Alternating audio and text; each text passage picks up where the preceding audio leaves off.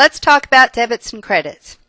Part of the language of business is that we must learn new terminology in order to be able to communicate effectively with those individuals, other businesses who are impacted by the financial records, reports, financial statements that we produce. Some of the language we need to learn include terms such as accounting, net profit or loss, also debits and credits. So for us, you need to forget everything that you've been taught in the past about debits and credits. We have learned what a debit card and credit card are because the bank has taught us based on us being their customer. So now we need to forget that because in accounting, we are going to come from the perspective of the business. So for the business, the debit and credit is going to mean something completely different. In fact, for debit, to debit means to record on the left side of the account, and to credit means to record on the right-hand side of the account. So debit is for left and credit is for right. So if I were to draw a T account, which we often do in accounting, this is a tool for us to use to help analyze what's going on or what did happen in a transaction. We might draw up this T account. The T account also, other than being a tool, it represents what we want the ledger account to look like. So how did this particular transaction impact the accounts in question? Did it increase the account or decrease the account? And we're going to talk about some of the rules to help us know where the account increases and decreases. Based on those rules, then we will debit or credit the account. Every single account you have will have debit on the left, credit on the right. Every single account. Now, whether it increases or decreases is going to be based on the type of account that it is.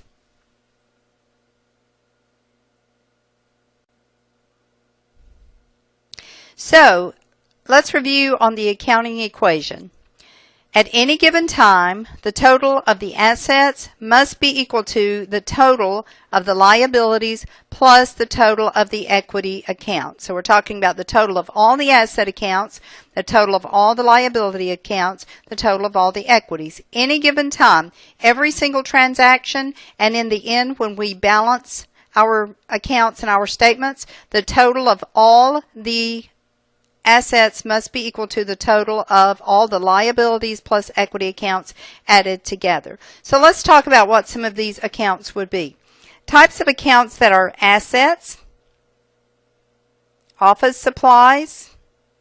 Sometimes we might just call this supplies.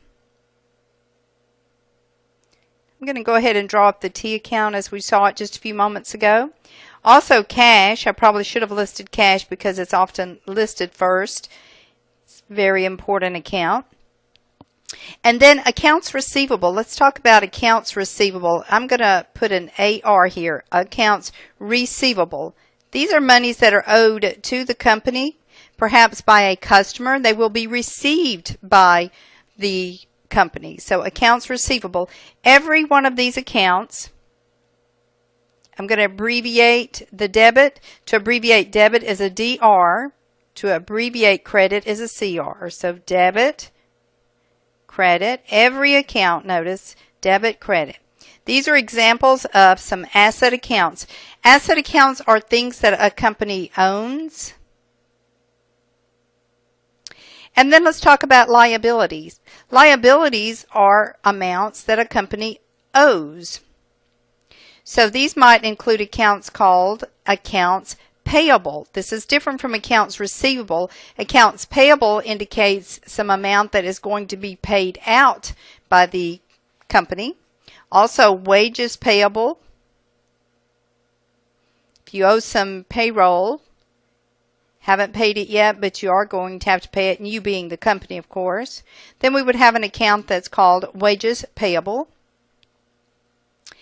You might also have an account called unearned revenue. Remember, unearned revenue is a liability account. So you could have multiple accounts and liabilities. You could have a lot more than this, of course, in your asset accounts as well.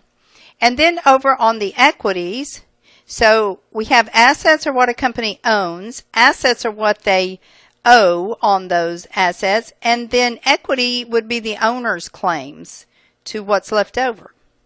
So I'm just going to put owner's claim. There are two parts of equity. One is called paid in capital. We often call this common stock. There could be multiple kinds of stocks. If there is only one, it will be called common stock.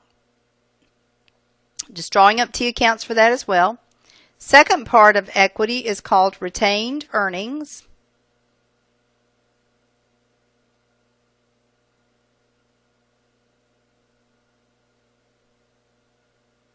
Oops. Okay, so I corrected that, retained earnings. Okay, so notice all of these accounts we have liabilities, we have equity, we have assets, and I'm putting the abbreviations for debit on the left. Debit is DR. Again, that's from a Latin term that was originally created back in the 1400s. That meant debit. So debit is DR. Or you can write out the whole word if you'd like, debit and credit. Notice every single account has debit on the left, credit on the right. Now what matters is where do these accounts increase? They increase on the same side as their normal balance side. If the account has a balance, it normally falls on a particular side, which is its increase side. So notice assets is on the left-hand side of this equation.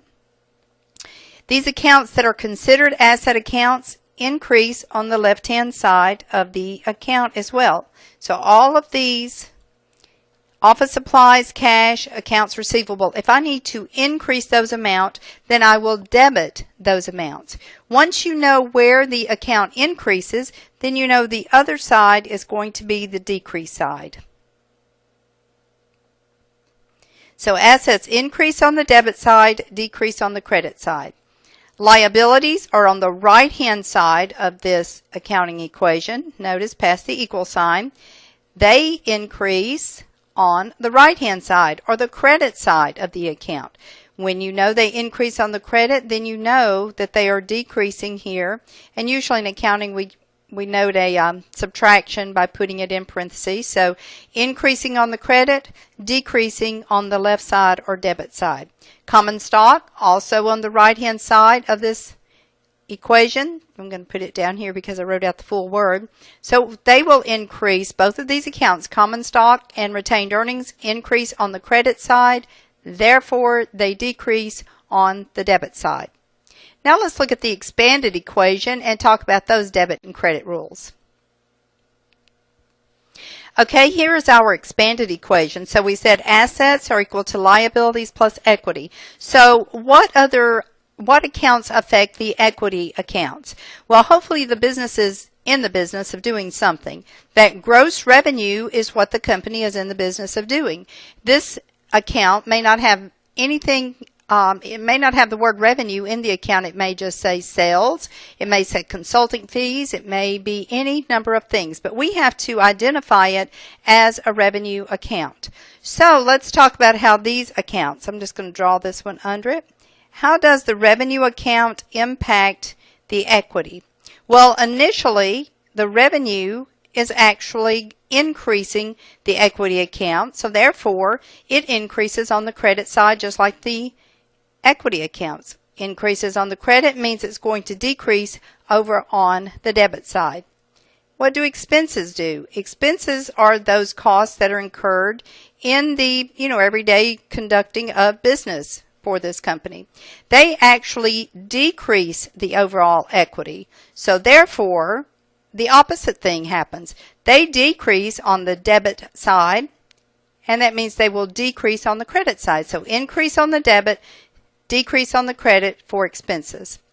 Dividends. Dividends impacts the equity account in the same way. We still have debit on the left, credit on the right, but how does it impact the equity overall? It is a decrease to the overall equity, so therefore it decreases on the debit. I'm sorry, I said that wrong. Increases on the debit, decreases on the credit side. Okay, so in summary, then we can say that our accounts that increase on the debit side include assets, expenses, dividends,